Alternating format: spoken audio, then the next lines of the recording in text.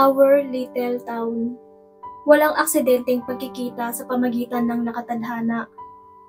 Ako ay mag-aapat na taong gulang na at kakadiborsyo pa lang. Meron akong 2 anak, nasa elementarya at ako ay bumalik sa pagtatrabaho mula alas 9 ng umaga hanggang alas 5 ng hapon para mabuhay. Ilang taon noon, ang aking buhay ay tila perpektong larawan. Nakatira ako sa California at nagtatrabaho ng part-time para manatiling abala. Ang aking mga araw ay puno ng paglaro ng tennis, swimming at pagliliwaliw sa soccer. Ang mga katapusan ng linggo ay nangangahulugan ng pagkikita sa mga kaibigan, barbecue at walang katapusang tawanan.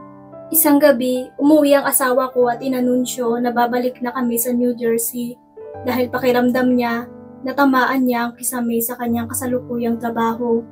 Lumaki ako doon, ngunit nabigo ako dahil sa wakas ay nakatuon na ako sa aking bagong tahanan sa Southern California.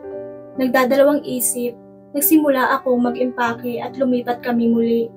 Iyon ang simula ng wakas. Ayaw niyang manirahan sa New Jersey at nagkahiwalay kami.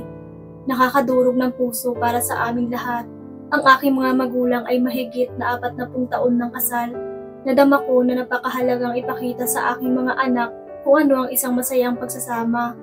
Pero maliwanag na di naman napakita ang ganito. Matagal akong nalungkot at napagod pagkatapos naming maghiwalay. Nakabili na kami ng bahay sa isang magandang country club neighborhood at nagkaroon ako ng ilang mga kaibigan doon. Ito ay kaibig-ibig, ngunit lagi kong kinakainggitan ang mga dati kong kaibigan na nagtanim na kanilang mga ugat sa bayang kinalakihan ko. Nagpakasal sila sa kanilang high school sweethearts, bumili ng bahay ng kanilang mga magulang at konektado pa rin sa lahat. Halos ilang minuto lang ang layo ko sa lugar ng tinawag kong bahay. Ang aking bayang kinalakhan, ang Karlstad, ay isang maliit na bayan sa Germany na napanatili pa rin ang mga lumang cobblestone na kalye nito. Maliit lang ang downtown, puno ng maliliit na Italian delis, firehouse at lumang library. Hindi ka makakainom ng isang tasa ng kape nang hindi nakakaharap ang isang taong kilala mo. Ito ay isang mas lumang bayan at hindi gaanong nagbago mula noong ako ay lumaki doon noong 1970s. Nakatayo sa isang burol, ipinagmamalaki na maliit na bayan ng Karlstad ang napakalaking tanawin ng New York City. Ito ay isang simple at matamis na paraan ng pamumuhay at sa aking puso ito ay tahanan. Meron akong pinakamagandang alaala na lumaki doon. Isang umaga, nagising ako at tumingin ng mabuti sa salamin. Dear God, naisip ko, may kailangan akong gawin sa buhok ko. Sa sandaling labis na nag-aalala sa aking hitsura, ako ay lubos sa sumuko. Di ka nais-nais ang buhok ko, na mukha akong walang buhay. Gumawa ako ng appointment at nang sumunod na Sabado, ay pumunta ako sa kalahating oras sa isang salon na inirekomenda ng isang kaibigan. 2 oras ako sa salon na iyon. Ang mga highlight, isang magandang cut at isang blowout, ay nakapagbago sa akin mula sa malungkot at walang buhay tungo sa kahanga-hanga para sa isang pagbabago. Palabas na ako ng salon nang tumawag ang kaibigan kong si Nancy. Lumaki kami sa kabilang kalsada sa Karlstad. Nanatili kaming matalik na magkaibigan sa loob ng mahigit 30 taon. Dahil nakatira siya malapit sa salon, hiniling niya na makipagkita sa akin para sa tanghalian. Dumating ako sa restaurant na inirekomenda niya at natuklasan kong hindi ako bihis para dito. May valet parking at sa mga taong ay nakabihis na pangsosyal, naka-short at sandals ako. Walang make-up, sa totoo lang, ang tanging napuntahan ko sa araw na iyon ay ang aking buhok. Nakaramdam ako ng takot, ngunit ibinigay ko sa valet ang aking mga susi at pumasok sa restaurant. Sa kabila ng aking casual na hitsura, ang sarap sa pakiramdam na lumabas at makita ang aking kaibigan. Nagkwentuhan kami at lumipas ang hapon habang kami ay handa nang umalis. Ang aking kaibigan ay nagsimulang makipag-usap sa isang matandang lalaki sa kanyang pagbabalik mula sa banyo. Ang nakababata at gwapong kaibigan ng matandang lalaki ay tumabi sa kanya at sumulyap sa direksyon ko. Para siyang awkward na nakatayo lang doon at sa sandali, inakala kong lalapit siya para mag-hello. Sa katotohanan, hindi siya naintriga sa akin. Hindi ako kailanman naging interesado sa mga lalaking pinagtitulakan ng sarili nila sa akin noong kabataan ko. Ang sunod na bagay na alam ko, ang aking kaibigan at ang kanyang kaibigan ay nasa deck. na kumuha ng mga larawan ng tanawin ng New York City. Tumayo ako para magpalipas ng oras at pumunta sa ladies' room. Doon inabot ng mahiyang kaibigan ng kanyang kamay at sinabing, "Hi, I'm Tom. Kailangan talagang lumabas ang mga kaibigan natin, di ba?" Sabi niya habang sinulyapan si Nancy at ang kaibigan niya si Tony. Nagtawanan kami tapos nagkwentuhan. Nagpakita siya ng tahimik na kumpiyansa at sa totoo lang, nakuha niya ako sa paghilo niya. Natamaan ako. "So, saan ka galing?" tanong niya. Sinabi ko sa kanya na nakatira ako sa kapitbahayan ng Ramsey Country Club. "Talaga?" sagot niya. "Nakatira ako sa Prankline Lakes."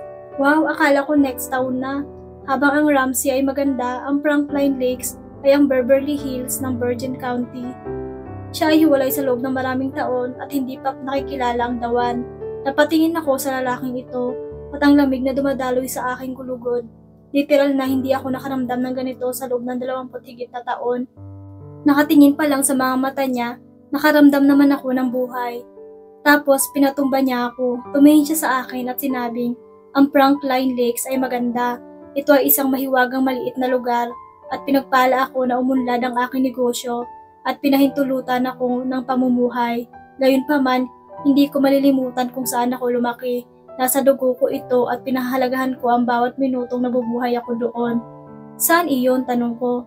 "O isang maliit na bayan ng Aliman, mga 40 minuto mula dito," sagot niya. "Narinig mo na ba ang tungkol sa Kardstad?" "Seriously?" bulalas ko. "No way! Well, iyon ang nasimula ng bago kong simula." Umupo siya at nag-usap kami. At nag-usap nang nag-usap. Umalis na ang kaibigan kong si Nancy at nag-uusap pa rin kami. Hindi ako sigurado kung paano haharapin ang aking mga anak at ang isang bagong lalaki sa aking buhay. Nagdi-date kami ng ilang taon at mas maganda ang bawat date kaysa sa sunod. Hindi mayroon ka lang kaming oras para sa isang tasa ng kape, ngunit hindi mahalaga. Nang pumasok ang lalaki ko sa kwarto, bumilis ang tibok ng puso ko. Isang simpleng ngiti mula sa kanya ang nagpadala sa akin sa ulap. Ginagawa ito hanggang ngayon. Sa totoo lang, naisip ko na ang mga damdaming ito ay nangyayari lamang sa mga fairy tales. Minahal niya ako at ang aking mga anak. Dinala niya ako sa Italy, France at marami pang ibang lugar na hindi ko nakita. Siya ay naghihintay para sa mga taong upang mahanap ang dawan at maswerte ako ay naging kanya.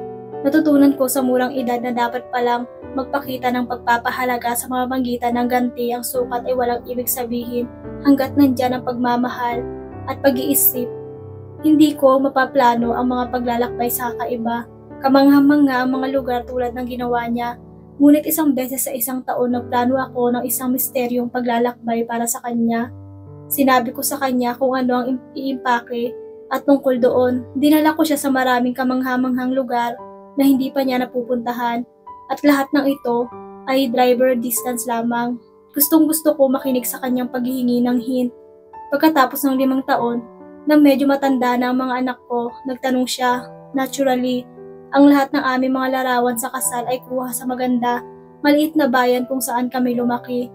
Kami ay nasa aming mga 40 at 60 taon, ngunit naging mga bata, tumatakbo pataas at pababa sa mga lumang batong burol. Matyagang sumunod ang aming pagod na photographer. Nagpa-picture kami sa dati naming baseball field. Nalaman namin na pareho kami naglaro ng bola sa loob ng maraming taon. Sa lumang ballpark na iyon, kumuha din kami ng mga larawan sa harap ng lumang Lindbergh School. Bagamat mahigit 15 taon ang agwat ng edad namin, napagtanto namin na pareho kami nakaupo sa magkaibang oras sa isang klase ng garden. Mahigit 10 taon na kaming magkasama ngayon. Ang aming pamilya ay lumaki at gayon din ang aming mga puso. Lumaki akong naniniwala na ang isang tao ay hindi dapat sumuko sa pag-ibig. Kung bubuksan natin ang ating mga puso, nariyan ang pag-ibig na lalo kapag hindi natin inaasahan.